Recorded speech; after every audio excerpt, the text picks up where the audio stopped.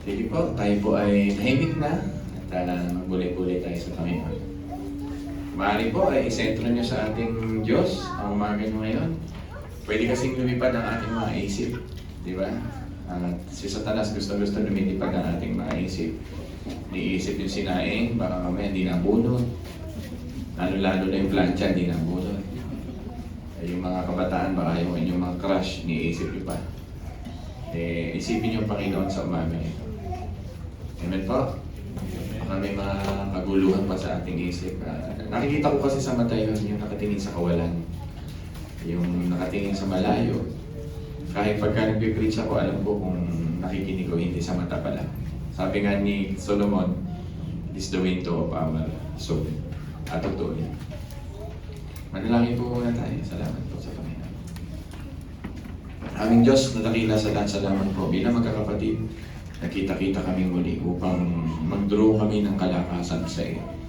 Sa umagang ito, ipatatagin niyo ang aming mga kapatiran. Makita nila that what really matters in this short moment of our lives on this planet. Kaya may church na nagkikwento sa kanila, nangangaral sa kanila, nagpapaalala sa kanila.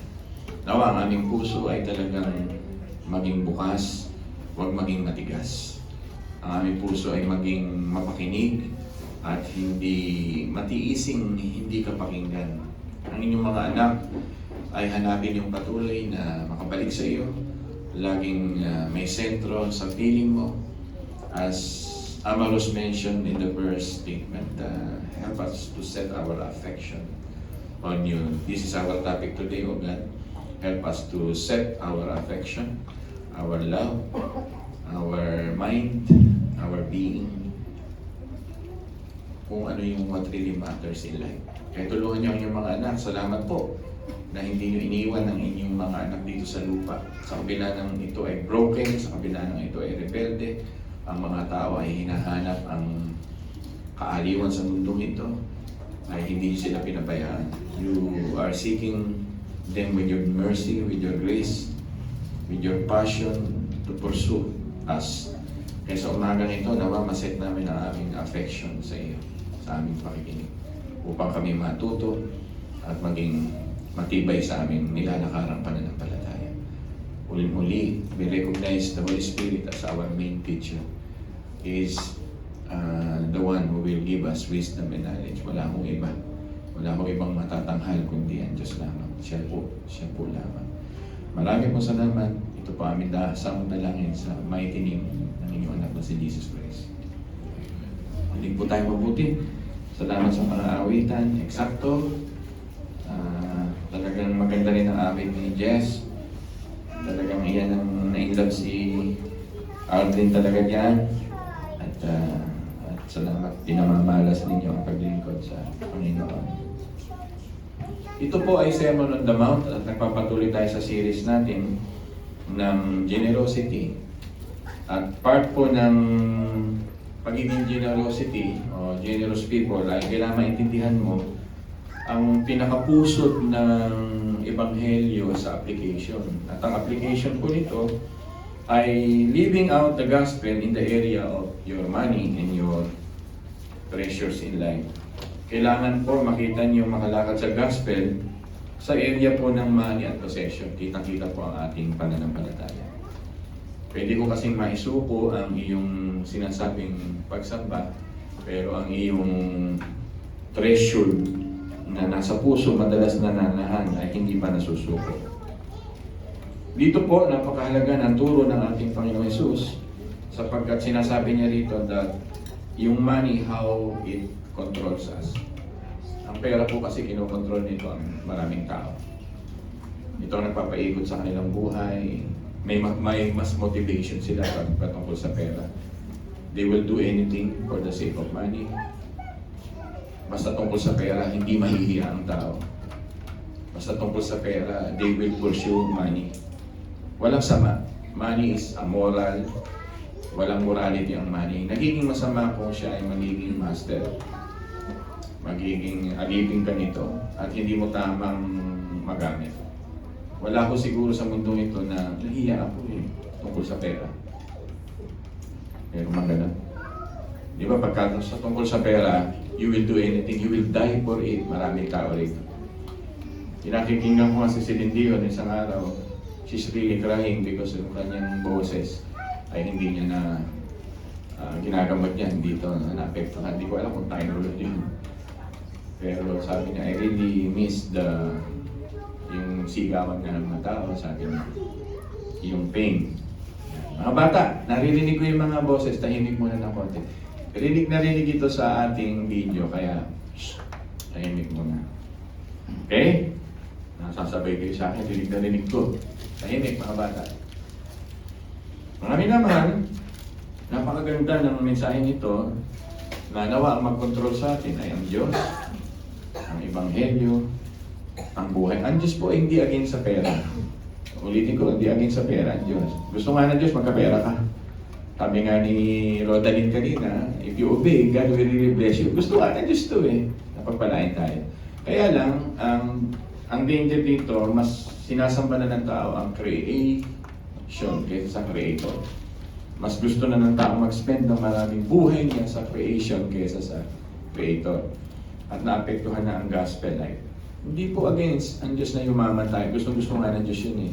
Kaya nagbibigay mo sa mahirap kung wala kang pagkukuhanan ng pera. Kaya lang, baka nga maalipin ka. Baka ito na ang maging puso mo. Baka ito na yung maging pursuit mo sa buhay. Binibigyan tayo ng babala ng ating Panginoon. Kasi marami pong tao, ito na pursuit sa buhay. Iba rin walang time sa Diyos, walang pagyayaman sa Diyos, umulad sa Diyos, basta may pursuit ako pera. E di bali sana kung ang buhay ay 200 years, mahaba-haba. Pero sabi nga ng Psalm chapter 91, hanggang 70 lang, o hanggang 80. Regalo na ng Diyos pag nag-extend ka dito. At marami na po tayong kapatid na nandun na sa 70 to 80. Kaya, what really matters most in life, yun ang message ng Matthew chapter 6. Ang ganda na binanggit sa verse 22, kung mata ang ilaw ng katawan, kung malinaw ang iyong paningin, mapupuno ng liwanag ang iyong buong katawan. Ngunit kung malabo ang iyong paningin, mapupuno ng kadiliman ang iyong buong katawan. At kung ang ilaw may madilim, ikaw nga ay tunay na sa kadiliman. Gusto ng Panginoon na mabuksan niya ang ating mga mata hanggang maaga. Halimbawa, pinatay ko ang ilaw na ito at nagbukas ako ng cellphone na maliwanag. Doon, kikilos ang buo yung katawan sa cellphone na maliwanag. Sa umagang nag-blackout o nag-run out, at nakita nyo sa isang malayo ay may biglang nagbukas ng bahay na ilaw. Kaagad ang katawan nyo ay mapapatingin doon sa ilaw. Iyon ang message nito. Kasi medyo madaling haga. Ibig lang sabihin kung naroon yung iyong puso at tingin mo yun ang liwanag, yung sinasabi ni Jesus, doon mo ilalagay yung buong katawan mo. Dito, ang nagiging parang liwanag sa paganong mundo, pera. Ito ang nagiging parang hope ng paganong mundo, salapi. Ito ang nagiging nagpapaikot sa mundo ng mga tao ay material na bagay. Kaya doon tutuon. Kaya dito, hindi mo makikita na ang Diyos ay magkakamali. Kaya sabi dito, walang aliping makapaglilingkod sa dalawang Panginoon. Sa pagkakaputan niya ang isa at iibigin ang ikalawa. At paglilingkuran ng tapat ang isa at hahamakin ang ikalawa. At hindi niyo maaring paglingkuran ng pareho ang Diyos at ang kayamanan.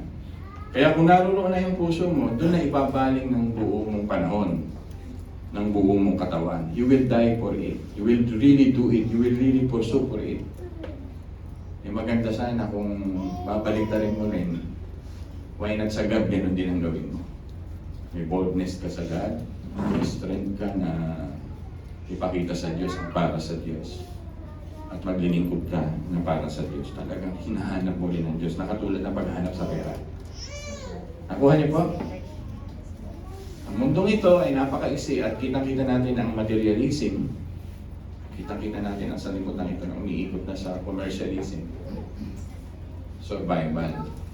Yun nga lang, pag dumating ang gera, pag dumating ang kamatayan, pag dumating ang cancer, hindi siya makakaharap doon sa akala ng tao hope, akala ng tao comfort, akala ng tao ay security, akala ng tao ay magbibigay sa kanila ng katatagan. It cannot stand the test of that. Yes, money, as I said in our prayer meeting at Friday, sa inyong mga nakikinig, can buy every material things. Lupa, sapatos, bag, damit, bahay, shelter na binabanggit ng Bible. It can buy everything. Pero hindi niya kayang bilhin. Ito na nga yung eternal things of life na may reality na harapin natin sa mundo. Again, okay, magkakamali sa message na ito na parang ang Diyos ay against sa kayamanan. Tinitingnan lang ng Panginoon kung nasaan talaga ang iyong puso. Sa Diyos ba o sa pera talaga? Yun. Kaya sana po maging malinaw ang mga mensaheng ito sa inyo lahat, katulad na aking panalangin. Ang pera po rito ay napakaliwanag kasi paksa natin ngayon ay talagang pinag-uusapan dito ang greed and materialism. Dito tayo nagdi-desire at ito ang ating dependency. At sabi nga dito, may power to blind us. May power to see everything in blindness. May mga tao, ang buong bibig nila ay pera-pera lang yan. May mga tao ganun mambitaw na salita. Hindi po lahat yan. May mga bagay sa buhay natin na hindi pera-pera lang. Pag tinignan mo isang tao, paano ba tingnan ng isang tao? Pera-pera lang ito. Hindi ho. Hindi natin alam ang kaluluwa niya. Hindi natin alam ang kanyang inspiration, motivation. Pero dito, yun ang warning ng Panginoon, that money can blind us. That money, o material wealth, ay may power to see everything na may blindness sa ating buhay. Ito na po, magpapatuloy na po ang mensahe ng Panginoon. Ano? Sa mga deadly sin na binabanggit sa Proverbs 6:16-19, may 7 deadly sin. Proverbs chapter 6:16-19, makinig po kayo mabuti. Ito daw po yung sloth, ito yung katamaran, tamad sa Panginoon. Yan. Pride, kayabangan. Lust, pornographiya, ang hilig sa laman. Gluttony, katakawan. Maraming umuuri. Yan, hate na hate ng Panginoon. Envy, pagkaingit. Anger, pang-anim. Sloth, pride, lust, gluttony, envy, and anger. At yung pinaka-deadliest, sabi sa mga pag-aaral ng mga theologian, ay greed. O yung pagmamahal sa pera. Bigyan ko kayo ng halimbawa. Worse daw po ito. It darkens our eyes. Nabubulag ka rito. Bakit nabubulag ka rito? Alam mo, pagka ito ay nangalunya o adultery, pag may kapartner kang ibang babae, kaagad masasabi mo, ay, ibang babae, nagkasala ako sa Diyos. Kaagad may recognition. Tama. Pag ikaw ay nagalit ng sobra, kaagad ay, naku, magalit ako, makahingi ng tawad sa Diyos. Nagwala ako. Kaagad may recognition. Diba? Pag ikaw ay nanood ng pornografiya, nanood ka ng mga malalaswang katawan ng isang babae o lalaki, kagad, pagka born again ka talaga, sasabihin mo, kamali ako. Tama po ba? Tama po ba? Yes. Baka hindi ka. Baka hindi ba sa iba, baka tuwan-tuwa pa nanonood. Pero ito daw pong greed. It hides itself, it blinds you. Hindi ito kamukha ng ibang sin na kaagad mali-recognize mo. Maraming tao hindi nagko-confess na siya ay greedy. Na parang China, na ang laki-laki na ng kanilang bansa, gusto pa nilang sakupin ang buong dagat ng West Philippine Sea because of the fear and greed. Insecurities. Ako sila in the future na daanan nito ng mga Britanya, Australia, Amerika, ang ating mga pandagat. Walang nag-confess kailanman, Pastor, greedy po ako. Sa kasaysayan kong maging pastor. Pastor, mukha po ako ng pera. Wala. It blinds us. Diba? Nakabubulag kasi. So deceiving ang pagiging mukhang pera. Diba? Pag nakikinig kayo ng Facebook, makikita niyo yung mga artista, sasabihin nga ni Osang, money is power. Sabihin ng iba, sabi nga ni sino nga ba ito? Ang asawa ni Ariel sa isang peso. kung walang pera, malungkot. Parang may nabanggit silang mga ganyan. Sabi ko, ganito ba talaga ang buhay ng tao? Ibang-ibang buhay sa probinsya ng araw. Sa inyo siguro totoo to pastor, pag walang pera, malungkot. Tama hindi? Sasabihin nila, malungkot pag walang pera. Kaya it blinds you na hindi lang kasi pera ang buhay natin. Matthew 6, makinig kayong mabuti, hindi lang isusuot ang ating buhay, hindi lang ang titira ng ating buhay, para maging mas maliwanag, hindi lang yung kakainin ng ating buhay. Ang Diyos na nagsasabi, life is more than this. Pero may mga tao, for them, life is money.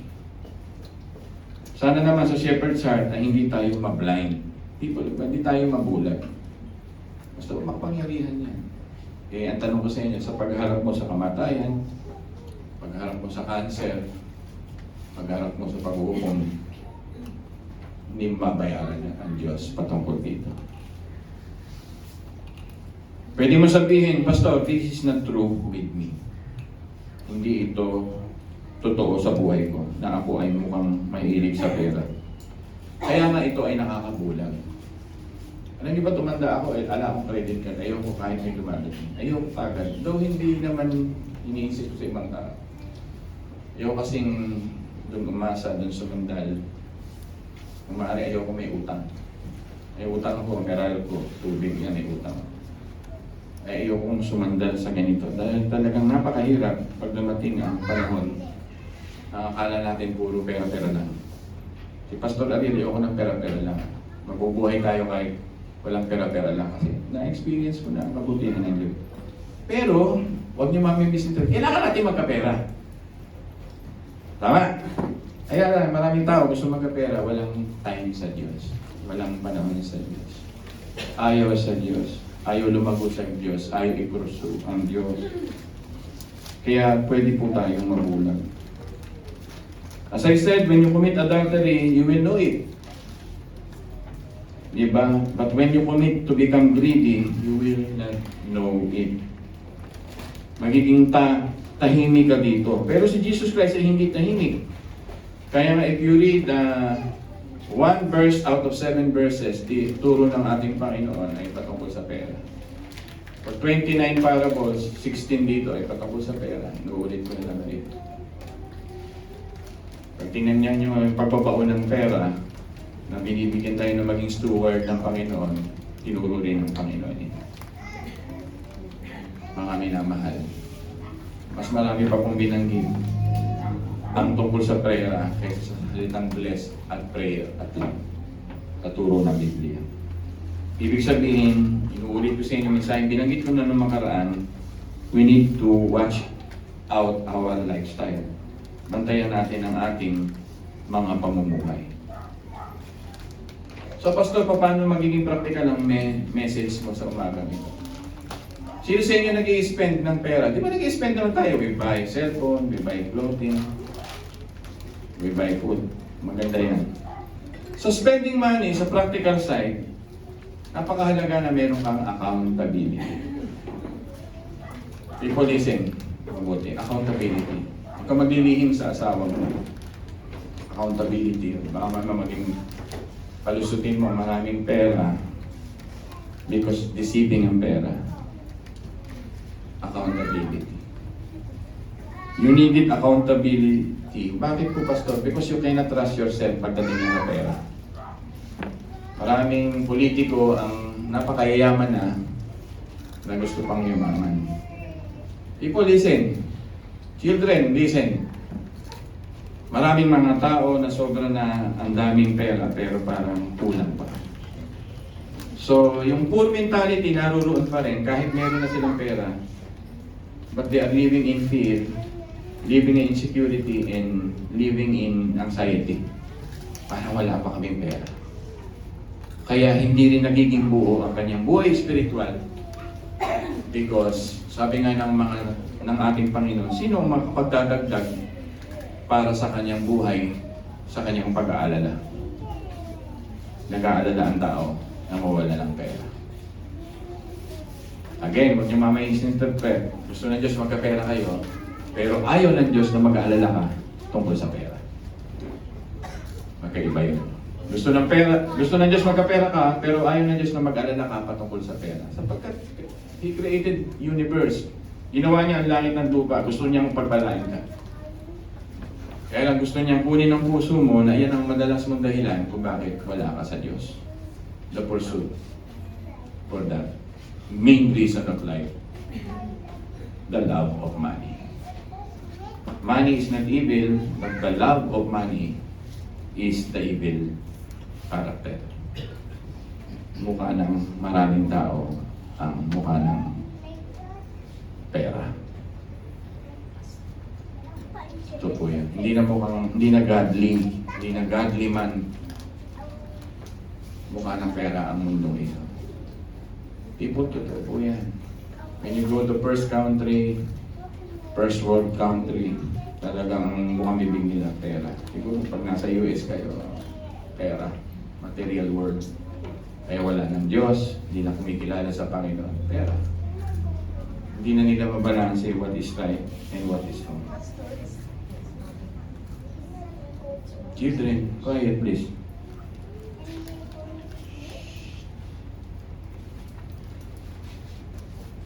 How you spend it, ito yung hard question of how you spend your money. Sabi nga ng Panginoon, where is your heart? Or where is your heart, there is your treasure. Paano ba nakapagpapahinga ang puso? Heart really rests on what? It will reveal by the use of money. So paggamit mo ng pera, paghawak mo ng pera, it will reveal what kind of heart, kung ano ang meron tayo. Marami kasing tao, ang mensaheng ito, sinasabi ng Panginoon na sa akin mo kunin ang iyong kapahingahan. Pero sabi ng maraming pagano at unbeliever, my significance is money. My importance is when I have money. Natatanggap ako ng mga tao pag may pera ako. Kaya ginagamit nila yung pera para mag-trap ng mga tao. May approval ako basta may pera. Yun, maraming tao ganyan. May approval ako basta may pera. We feel better because automatically I feel better pag may pera. Because that's my significance kung ako ay may pera. So makikita ngayon natin yung control at security ay nandun ang kanyang puso. I need control to this uncontrollable world. That's why I need money. I need security in this unsecured world. That's why I need money. Significance, kahalagahan, importansya ko dahil may pera ako. Marami akong kaibigan sa panahon na may pera ako. Para totoo yan. Pag wala na akong pera, wala na akong mga kaibigan. Kasi ang tinanggap nila sa iyo ay pera mo. Pero kung godly ka talaga, maka-Diyos ka talaga, eh hindi ka nila iiwan. Ang point ni Jesus Christ sa Matthew chapter 6 dito sa point ng ating series ng generosity, God is in control. Ulitin ko, not money. Pahasang sinasabi ni Kristo yan sa inyong mga buhay that I am in control, not your money. Ang buhay hindi pera-pera lang. Ako pa nakakarinig ako mga salitang gano'n, pera-pera lang yan. Hindi mo kilala ang mga tao. Yan ang gusto ng Panginoon. God is in control, not your money. Jesus want to get this point ng kanyang mga anak. Ng point ng Matthew 6.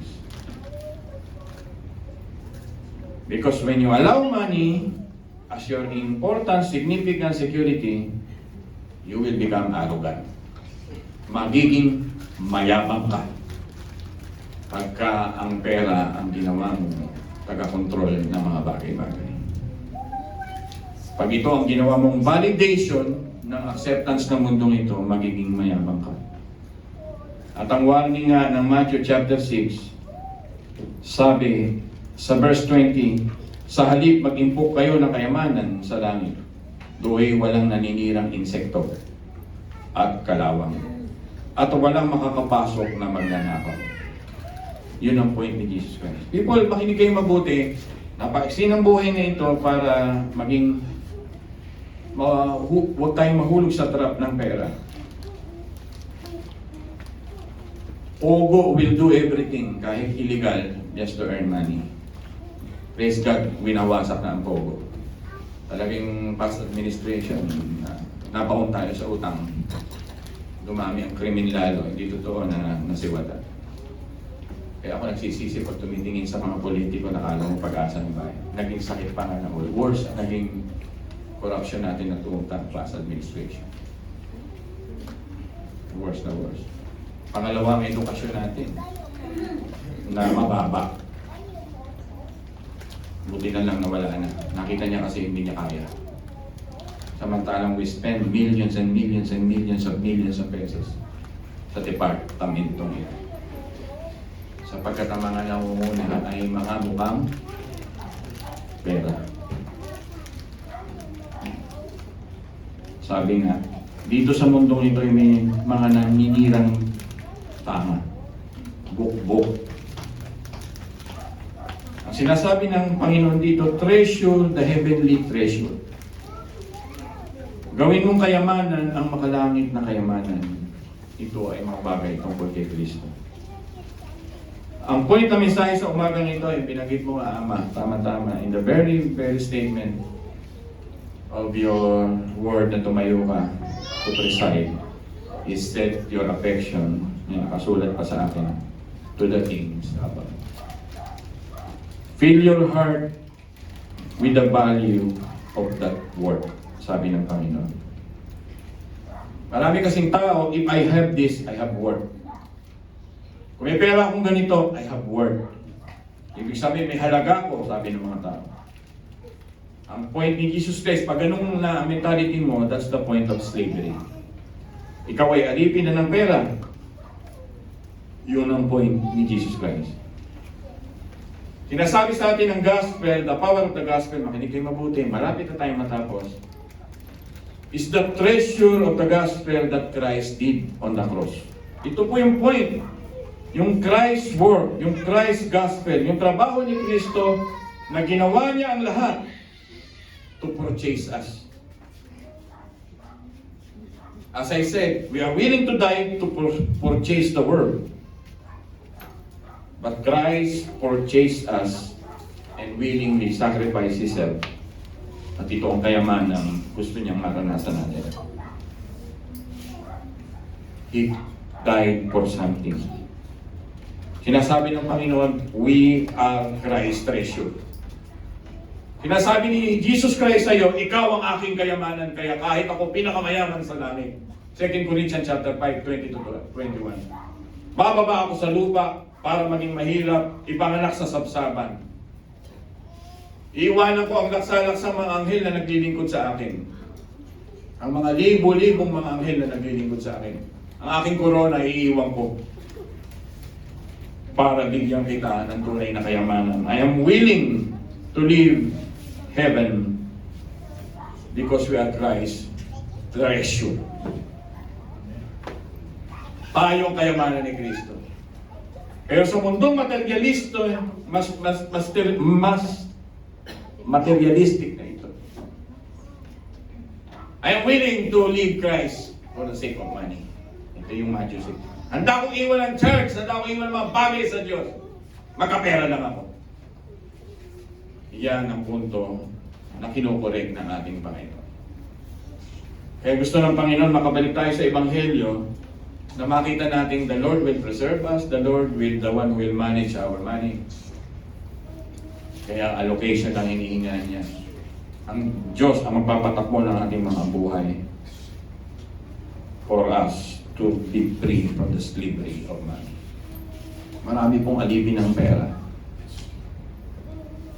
They are willing to leave their friends, to leave their families. Totoo yan. For the sake of money. Delikado ang pera. Pag nayumayaman ng iba, sabi nung may poor mentality, nakakainggit naman sila, may pera sila. Nahulog din sa pera yung mga ganong tao. You envy others with money, slavery pa rin yun. Slavery of the world. May power pa rin binibigay sa'yo. The message of God sa umagang ito, the gospel of Jesus Christ will help you to be released with the power of this materialistic world.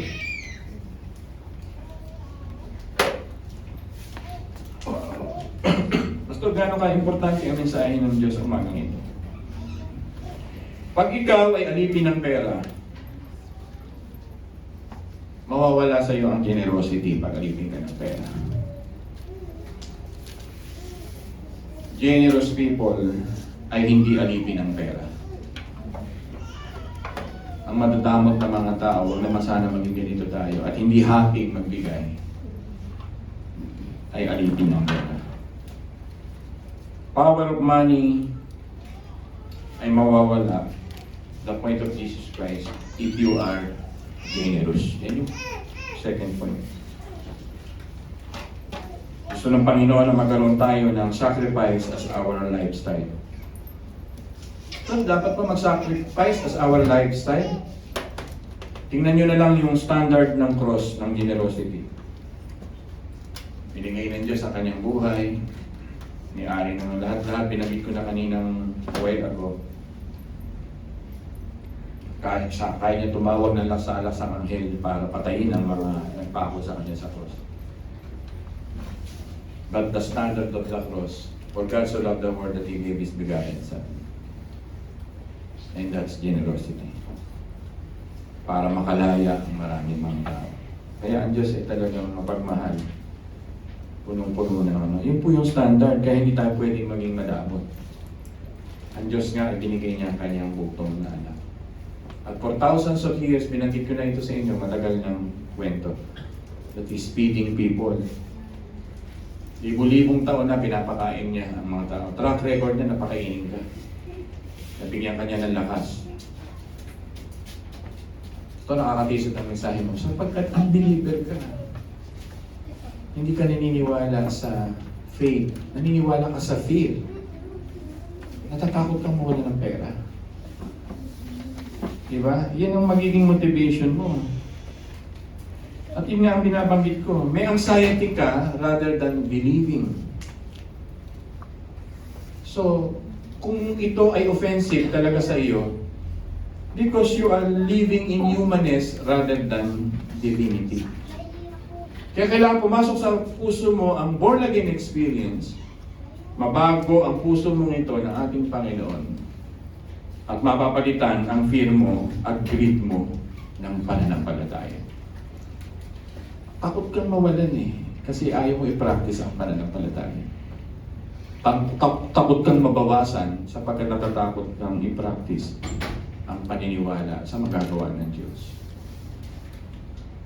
Takot ka sa divinity about God. Ibig sabihin na things about God because you are so controlled by the humanity of the realization of this world.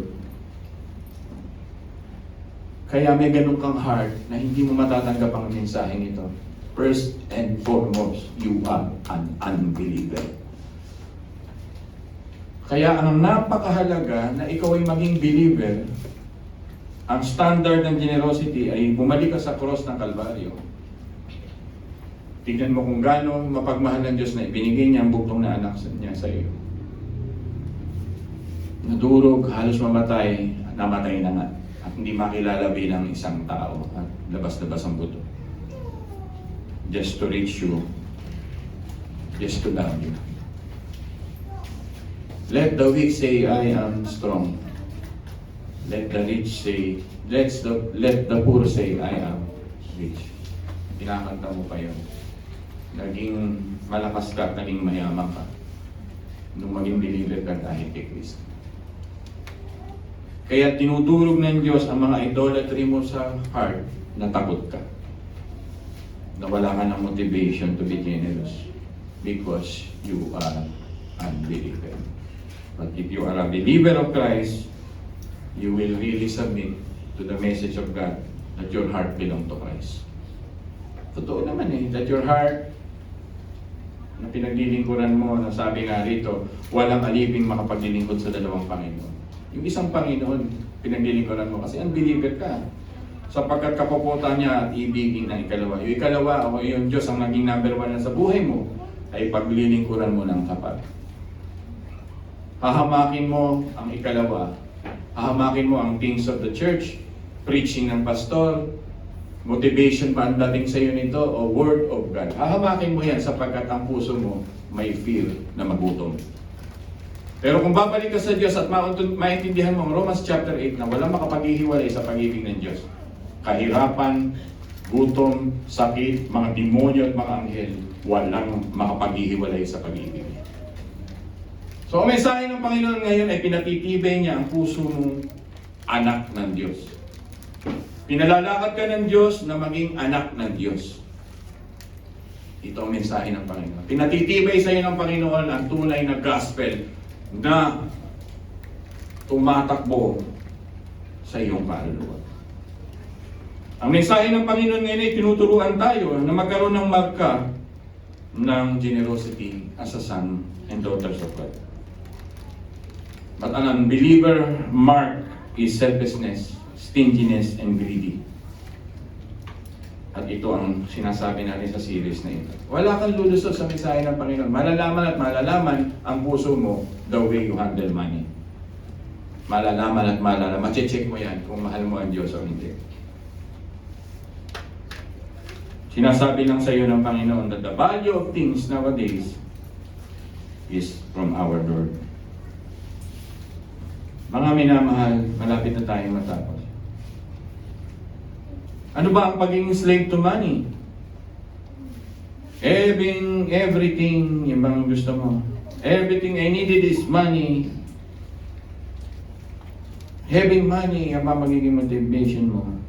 Always remember the facing the judgment day. Secondly, napakahalaga dito sa slave to money na maintindihan mo to acknowledge God's sovereignty bilang believer.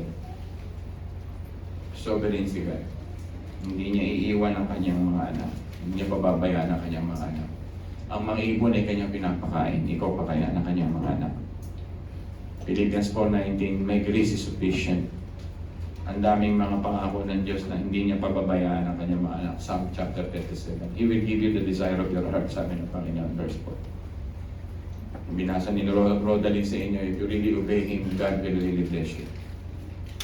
God created the universe, the creation first, bago huling-huling nila lang ang tao.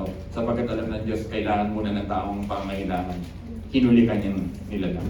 Hinuna niya muna ang pangailangan mo. Hindi ka niya pababayaan. From creation to salvation, ay nag-provide na ang Diyos at minamahal ka. Pastor, what is the message of God? Sa equation ng buhay mo, sa paradigm ng buhay mo, lalim naman equation, sa tinatakbo ng buhay mo, equation, God must be the number one. The point is, God must rule you, not money. Acknowledge His sovereignty. Mga minamahal. Don't chase money. Secondary lang yan. Chase God first. In biblical translation, seek ye first the kingdom of God, and all these things shall be added unto us. Amen po ba doon? May kasabihan, we look and strive after what we desire. And that is our treasure. Pwede naman gamitin mo sa treasure na yun. Ano ba yun? We look and strive after what we desire. And that is our treasure. If you desire materialistic world, that is your heart. If you desire the gospel of Christ about God, that's your beautiful heart. Yun po. Kung ano yung pinupursot mo, ulitin ang mensahe ng Panginoon, it indicates what's really on us. Salamat sa Panginoon, ang ating Panginoon sa Kristo. Ayaw niya mag-operate ang mammon sa ating mga buhay. What is mammon? People, what is mammon? The God of Mammon. What is Mammon? Pera. Ang iksi ng panahon, isang araw, bibitawan na tayo ng Panginoon sa mundong ito. Malalatid ng ating buhay. Shine. Magningning ka na maging mabuti kang mananampalataya. Your heart follows what you treasure. I hope you follow Christ. Be His disciple. Sabi nga ng Panginoon, come, follow me. Ngayon, maintindihan nyo na If you really want to follow me, sabi niya, ibenta mo lahat ng iyong ari-arian. Sabi niya sa rich young ruler. At tumalikod ang rich young ruler, malungkot na malungkot. Sapagkat, sabi dun sa susunod na verse, sapagkat siya ay labis ang kayamanan. Hindi niya kayang talikuran ng kanyang kayamanan para kay Kristo.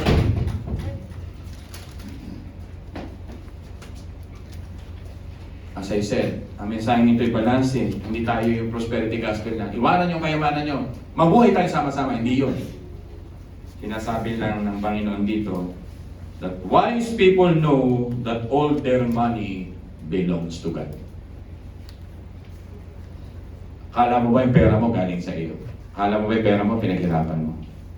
Pindutin lang ng Diyos ang ilong mo at di ka makahinga. Patay ka, di ka kikita ng pera. Bakit mo pagdaraputan ng Diyos ang iyong kapwa, ang iyong iglesia? Pindutin lang ng Diyos ang ilong mo, tigilan niya ang hangin doon sa kinalalagyan mo. Wise people know that all their money belongs to God. Fool people know that all their money is because they earn it and they are undelivered. Masakit na mga salita, pero totoo. Gusto lang ng Panginoon na aliwin kanya ng Ebanghelyo. Tingnan nyo nga ang unang Timoteo 16, kung may mga Biblia tayo, mga minamahal. Unang Timoteo. Yan. Ano ba sabi? Sa unang Timoteo, Kapitulo 6. Yung mga Biblia ba tayo? Sabay-sabay nga natin bayaran. Basahin.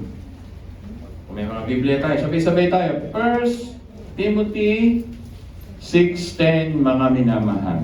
1, 2, 3, go. Sapagkat, sabay-sabay tayo. Kahit English niyan, basahin. Ikaw kanlis, di ka sumusunod. Asawa ko pa naman ng pastor. Bukas ka ng Biblia mo. Ikaw ba? 1 Timothy 6:10. English, Tagalog, kahit ano pa yan, sabay-sabay nating basahin. 1, 2, 3, go. Sapagkat ang pag-ibig sa salapi ay ugat ng kasamaan.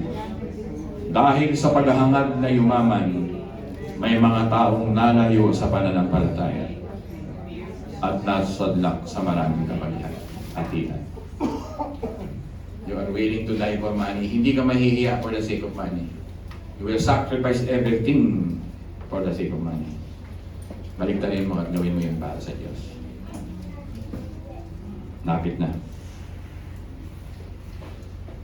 Since my money is God's money, so every decision I make is a spiritual decision. Kasi pera ng Diyos yan. Since my money is God's money, every spending decision I make is a spiritual decision. Kaya huwag kang halahala sa pagbili ng kung ano-ano. Be a good steward. Huwag kang halahala sa pagbili ng kung ano-ano. Pastor, nangangaral ka ba? O 300 na yung sapatos mo, ayaw mo pang tumigil. 200 na yung bag mo, ayaw mo pang tumigil. Cellphone mo, 30 na, ayaw mo pang tumigil. Hindi mo alam ang kahulugan ng spiritual decision about money. Ang damit mo, pati kusina, ginawa niyo ng dressing room, ayaw mo pang tumigil. Napakarami nating abubot sa bahay. Pag nilabas ninyo, yayaman kayo pag pinenta nyo na hindi nyo naman kailangan. Simple lang gusto ng Panginoon to be content sa mga simpleng bagay. Pero ayaw makontento ng pusong mahilig sa material na bagay. Kaya bawat bili ngayon, ako kahit okay lang ang suot ko. Tumatayo ako sa pilipito para mangaral. Hindi ko kailangan ng super branded. Pero kung may magbibigay, praise the Lord. Alam niyo po, kung saan ko binili ng ukay-ukay ito, sa Binyan. 50 lang yan. Malapit doon sa Bili o gusto niyo puntahan.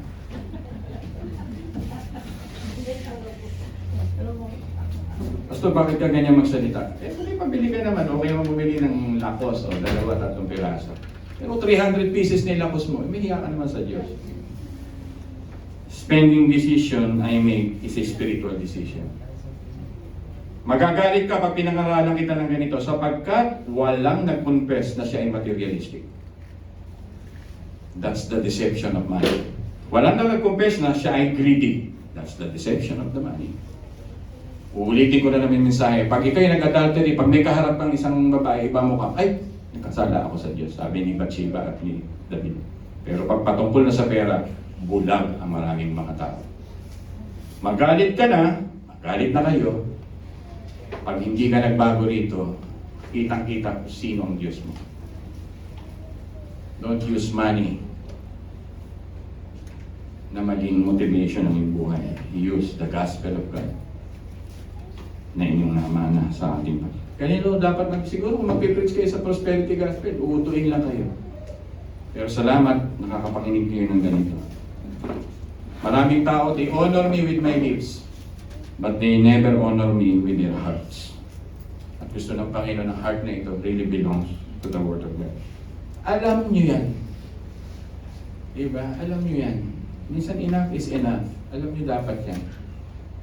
Mayaman na sana kayo kung alam nyo yung i-budget ng tama ang pera. Yan po yan. Alam ng Diyos na kailangan ko ng sasakyan. Eh buo pa naman. Yun ang ibig ko sabihin. Sabi ko, Candice, pagka na bulok at nakaipon tayo, bibili tayo. Kung yan ang regalo ng Panginoon. What is the message of God today? No compromise. This is a strong message. No compromise, sabi ng Panginoon. No one can serve two masters. What belongs to me, it belongs to me. I am the number one of your life. I am God. I am the ultimate, almighty God in your life. Ayoko na may kasosyo. At ang kasosyo ng Diyos ay mamon ng mundong ito. Gusto ng Panginoon sa umagang ito to see your hearts, to see who you really are. And wait till money is involved, and wait till the church and the Word of God is involved. Ano ang pipiliin mo? Ang mensahe lang ng Panginoon ngayon, not to change you. Hindi naman yun eh. But to unmask you. Alisin ang inyong mga maskarang naglilingkod kumari sa Diyos. Pero hindi magiging maliligaya kung walang pera. Yun po eh. Sana po, maunawaan natin ang mensahe ng Panginoon. Amen po? Medyo mabigat, pero kailangan yung marinig sa paggusto ng Panginoon. Siya isang Panginoon. Ready natin yung mga mensaheng yung inawit ng mga natin, mga positive Sunday, ating pag-uawit. Mananalangin po muna si Pastor Ali.